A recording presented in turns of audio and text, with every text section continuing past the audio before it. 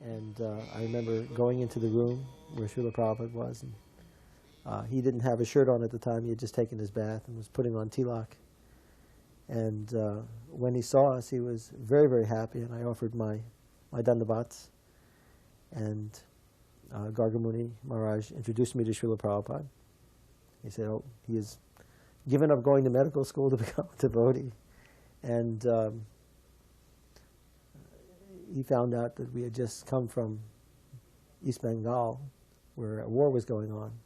And Srila Prabhupada was very, very grateful. He said that, you've risked your life for me and for Lord Chaitanya.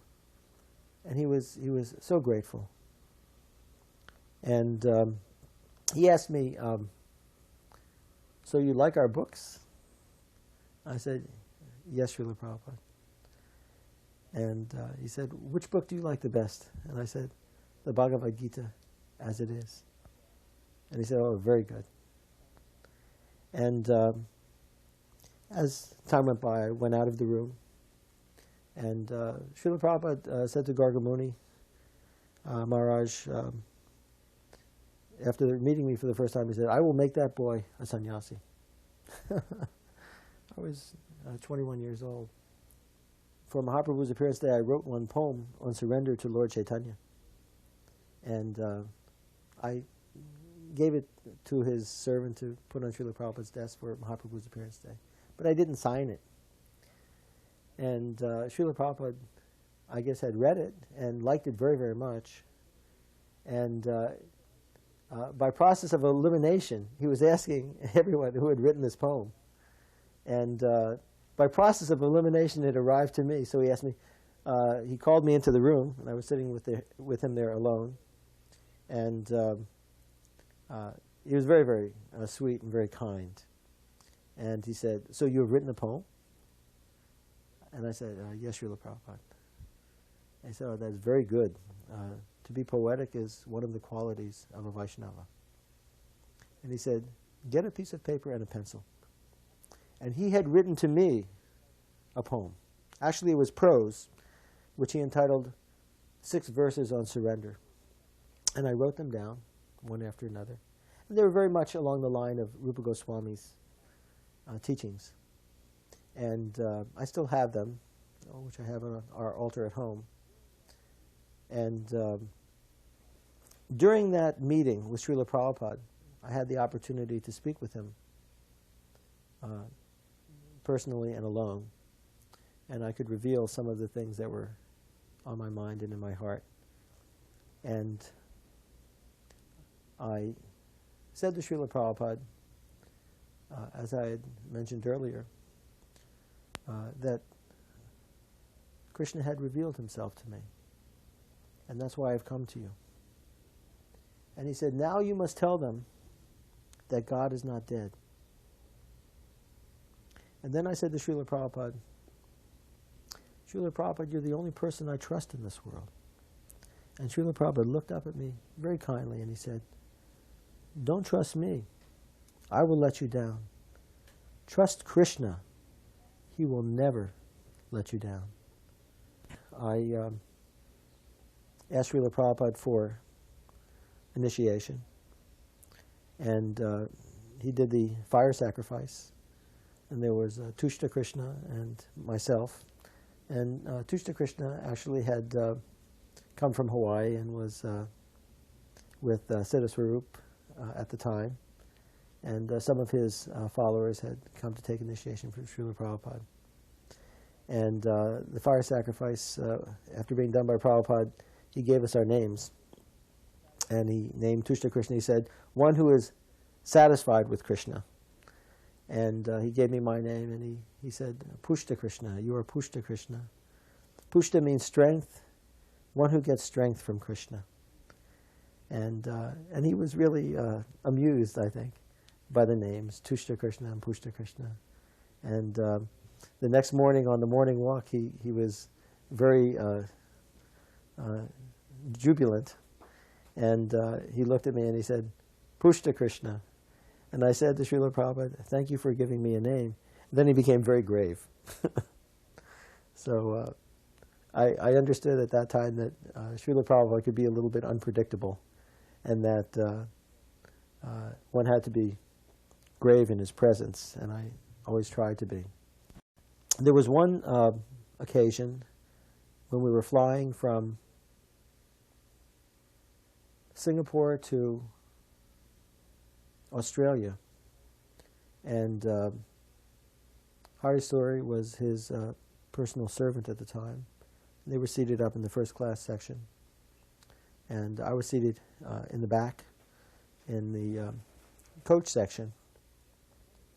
And the plane must have hit an air pocket or something, and it seemed to drop very, very quickly, maybe 5,000 or 10,000 feet, it seemed like. My stomach was in my head, that's all I could think of. And it was like going down a roller coaster, but it was a huge roller coaster because it just continued for about 5 or 10 seconds. And I remember getting up, and I was pretty shaken, although I was chanting at the time. And walking up to Srila Prabhupada in the front cabin and asking him if he was all right. And he looked like nothing had happened at all. And I asked Srila Prabhupada, are you okay? And Srila Prabhupada said, yes, we can die at any time. So we were flying from Mauritius to Durban, and it was a Qantas airline that was coming from Perth, Australia, and there was some type of a rugby match that had taken place with the South African and New Zealand teams at that time, and there were a lot of rugby types on the plane, and we had a seat in the non-smoking section, and I was seated beside Srila Prabhupada, and there I was with my little British hat and shirt and coat and pants, and people were smoking in the non-smoking section, and of course I was disturbed by it because I didn't like it, but I was also concerned for Srila Prabhupada's welfare, and so I asked one of the stewardesses, could you please ask them to not smoke? This is a no smoking section. So she informed the rugby type guys who were drinking quite a bit as well to stop smoking, and of course they didn't stop smoking. So I again went to inform the stewardess, can you please ask them again? And Prabhupada stopped me. He said, what is the difference between us and them if we can't tolerate these sort of things? He said, don't be an ordinary, common, foolish man. Buddhimanta especially, rest his soul, was going out onto the streets, and of course he was a very imposing figure. He was very tall and big and bright-faced. He appeared somewhat crazed, I would say. But he was distributing incense, and he was begging for money, really, in a way that we had never done before. But he was collecting a lot of money to help bring this dream about. And I had some differences of opinion about how the money should be collected. Who was I? I mean, I was just really traveling through. But I made it known to some of the devotees that I thought maybe a monk shouldn't act like that. And it was really a bone of contention between Bali Mardana and myself at the time. Of course, we've reconciled that since then. But he called up Srila Prabhupada and talked to Shyam Sundar and objected to my objecting to the way that they were collecting money. And Srila Prabhupada wrote a very instructive letter back. And he didn't criticize either of us.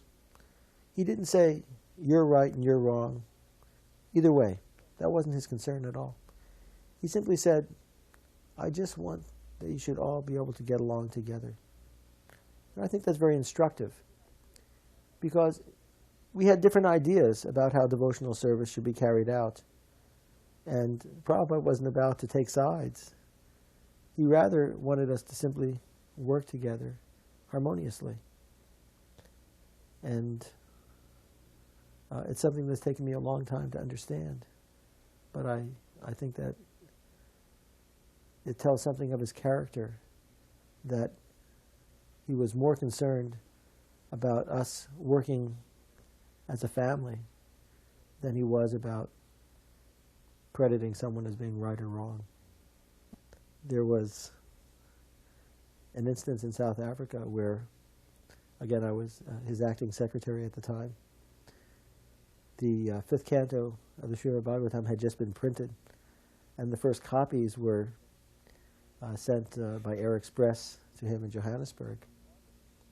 And Bhargava had been traveling with Srila Prabhupada, taking pictures of the programs that Srila Prabhupada was putting on. And it was the night of a very big program in Pretoria. And Srila Prabhupada had received this box of books, and in fact there are some photographs you'll see of Srila Prabhupada sitting in a room looking at the fifth canto, and there's orange and white tile on the floor. That was the house that we had converted into a temple in Johannesburg. Srila Prabhupada opened up the books and was looking at them, and he was so happy to see the fifth canto of the Srimad Bhagavatam printed, and he was relishing it. And Bhargava was doing his job. He was taking picture after picture after picture, snap, snap, snap. From a distance, he wasn't getting in Srila Prabhupada's way. But Srila Prabhupada said, in a very angry way, why are you always taking so many pictures? And Bhargava Prabhu was very saddened and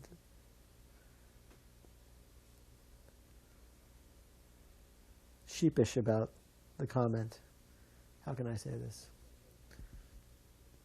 He felt very bad, as if he had been chastised by Srila Prabhupada.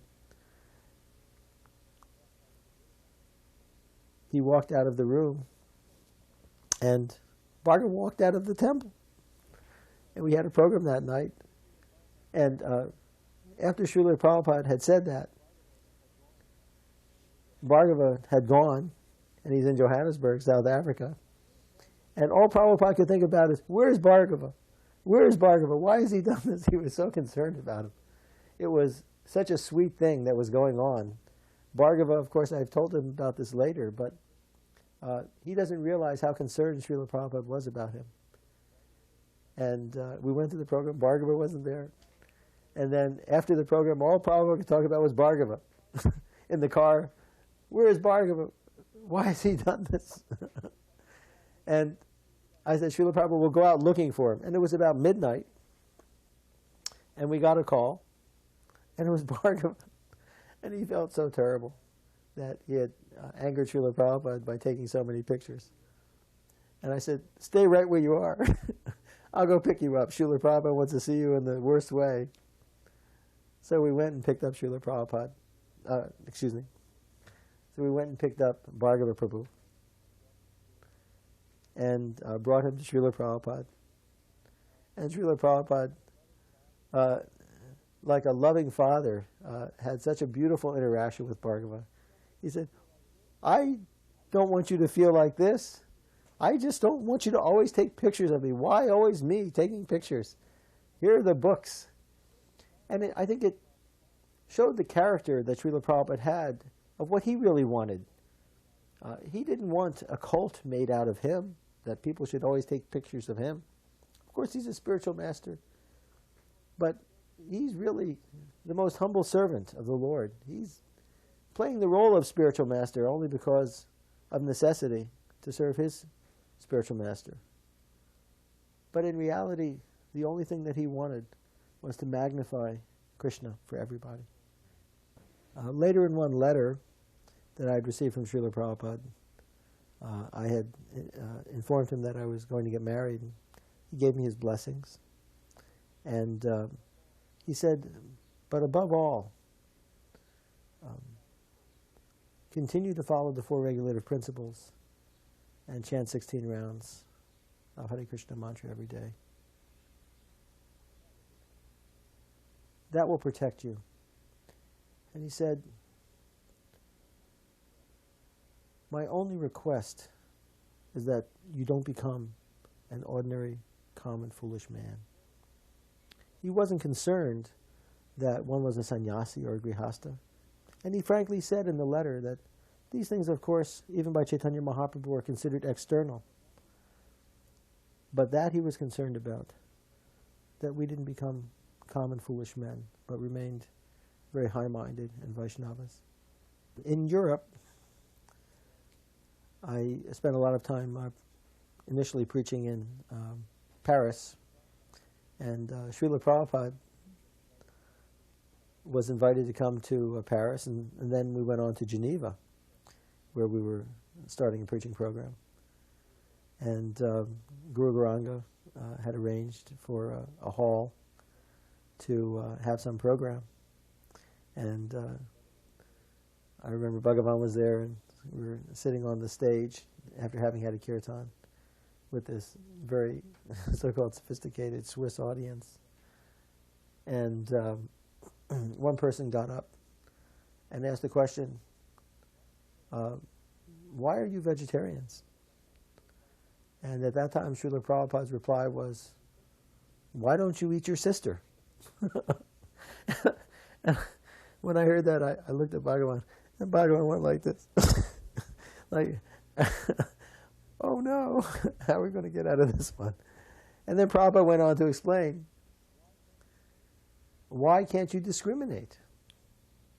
And what he was saying, I think, was very extreme, of course. But what he was saying is that human life, and eating included, involves discrimination. And while he took an extreme position, it was very instructive, at least to the devotees, although some of the devotees didn't know how to take it at the time. But Srila Prabhupada could do that. He could sometimes be very shocking to make a point. And one thing is very sure, that we could never really predict how Srila Prabhupada was going to answer a question. And sometimes he would answer the same question differently because of the circumstances. And we'll never understand how or why, but we can appreciate Srila Prabhupada's character. During Prabhupada's lecture, he basically stressed what he also stressed to me in a letter shortly after I took sannyas, which was to study the philosophy. He was very concerned that we understand the philosophy very thoroughly. And he said to me, do just like I'm doing.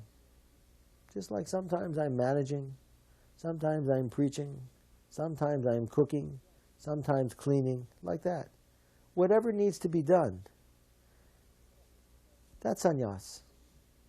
And it was very instructive because he was teaching yukta vairagya, that real renunciation is to do whatever is required for the service of Krishna, and not to maintain a false posture of being very aloof, as if one is only a preacher. I did get into the massage loop. I remember when I was a fresh sannyasi in 1972, and it was the time of Janmashtami and Srila Prabhupada's appearance day in New Vrindavan in 1972. It was, I believe, August. And I think his personal servant was unable to massage him that day. So he said, Pusta Krishna, you can give him a massage. I had never massaged anybody. I said, so how do you do it? He said, well, you start on the head with sandalwood oil, and then you do the body with, from head down, with mustard oil. So we sat outside where Srila Prabhupada was staying in New Vrindavan, And I went behind Srila Prabhupada and offered my obeisances, and took some sandalwood oil in my hand, and started to very gently massage his head. I didn't know what I was doing. And Srila Prabhupada said, "What is this?" I said, "Well, Srila Prabhupada, I'm trying to give you a massage." He said, "Massage means hard," like that. So I figured it out that, you're supposed to massage hard, so I started rubbing his head real hard. And he was very pleased. And so I was rubbing the head with sandalwood oil. It's hard to imagine massaging Srila Prabhupada for the first time without knowing what you're doing. And then worked on his back with the mustard seed oil and whatnot. And actually it was a very sweet experience to be able to massage Srila Prabhupada, because apart from rendering the personal service, Srila Prabhupada would sometimes talk about Krishna conscious things or business related to Krishna consciousness. And he would sometimes be amused by the way that we would massage. You would continue massaging until he said, "Go to the next part." We would massage his back and his arms. And I remember someone had told me that Srila Prabhupada liked his toes cracked. So I used to massage Srila Prabhupada's toes very hard, trying to crack his toes. Prabhupada sometimes he used to laugh. He said, "That's enough," like that. It was really kind of humorous. He was really a very kind-hearted person, and those times are very sweet. There was one time we were driving from Durban to Pietermaritzburg in South Africa, and we're out in the country, and there were some big, long, white buildings some distance from the highway. And Srila Prabhupada asked, "What are those buildings?" And I responded that they're a chicken coop that belongs to a large chicken farm that they use as a slaughterhouse. And Srila Prabhupada said, "Why do they bother?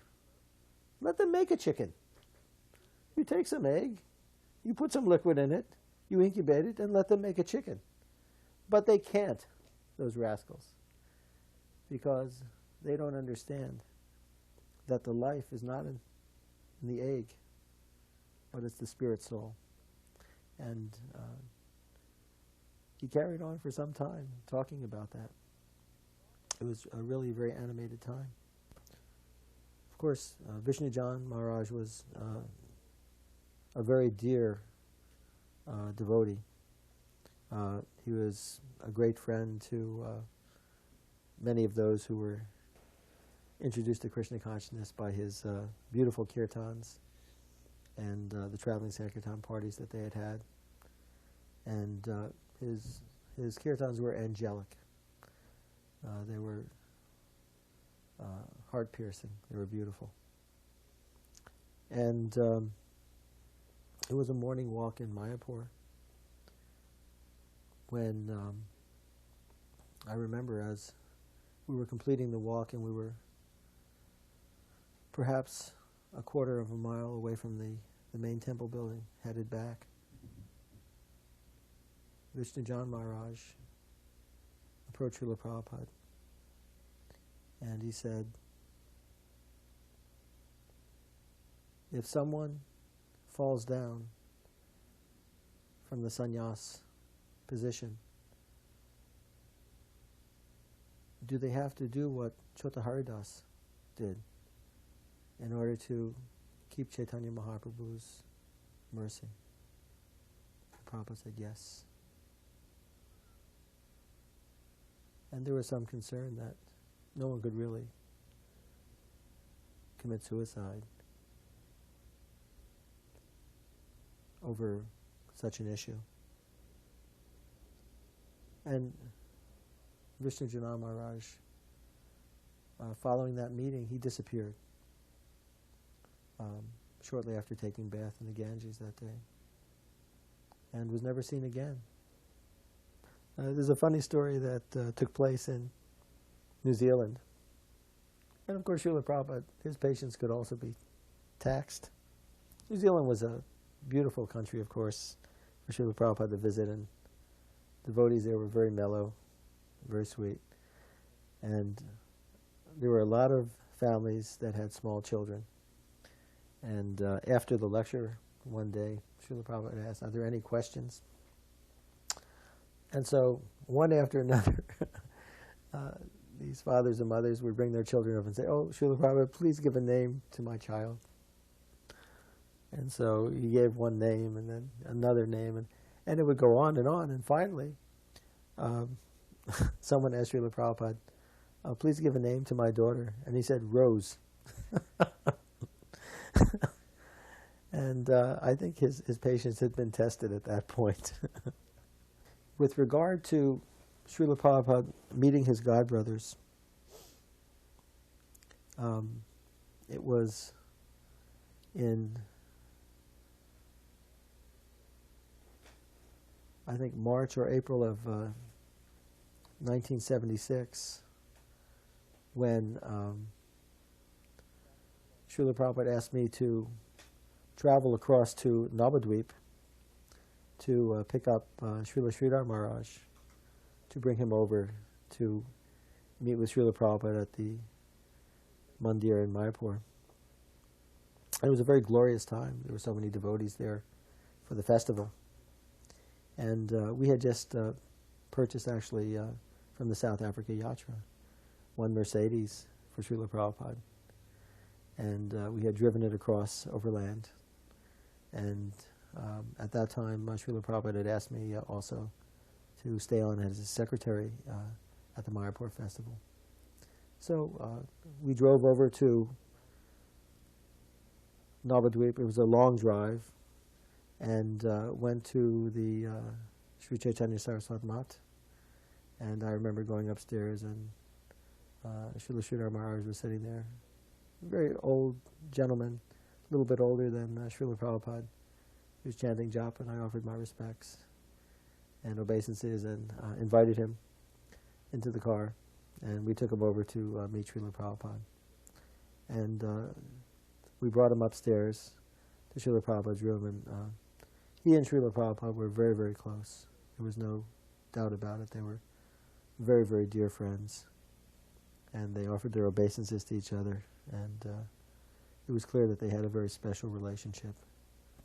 In Australia, it had, as Srila Prabhupada's secretary, come to my attention through some rumors in the temple that there were some ISKCON devotees who were really displeased with the success that Siddhaswarupananda Maharaj had had preaching in Hawaii, and how the followers that he had gathered were not all coming over to Srila Prabhupada, so to speak. And of course, Siddhaswarupananda Maharaj was using Srila Prabhupada's books, and chanting the holy name was a key focus for his work.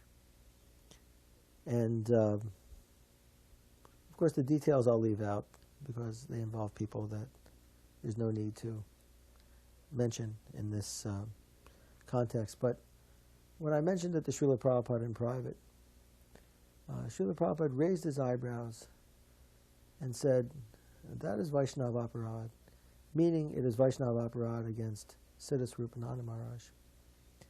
And he qualified it by saying that there are many branches of the tree of Mahaprabhu. And Prabhupada said this with all humility, that ISKCON is not the only branch of Lord Chaitanya Mahaprabhu's tree, and that we need to develop a tolerance for other branches of Mahaprabhu that may develop both then and in the future.